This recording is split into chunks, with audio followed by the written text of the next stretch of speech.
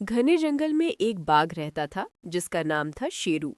वो बहुत ताकतवर और डरावना था। जंगल के सारे जानवर उससे डरते थे।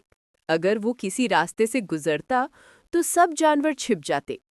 उसी जंगल में एक छोटा सा हाथी भी रहता था जिसका नाम था गोलू। गोलू अभी बच्चा था लेकिन बहुत प्यारा और निडर था।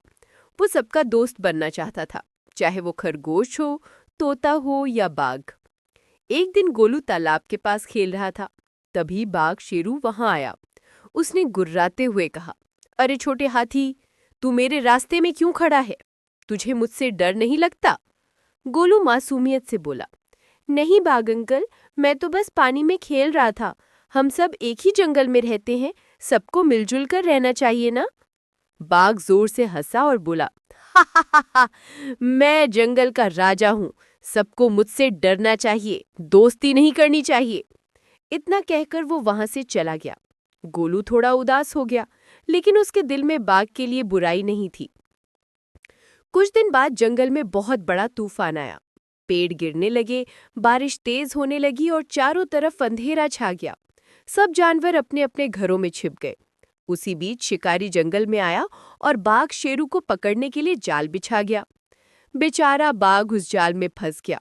वो जोर जोर से दहाड़ने लगा, बचाओ, कोई है क्या? लेकिन सब जानवर डर गए। कोई भी उसकी मदद करने नहीं गया। जब गोलू ने ये आवाज सुनी तो वो दौड़ता हुआ वहां पहुंचा। उसने देखा कि बाघ शेरू जाल में फंसा हुआ है।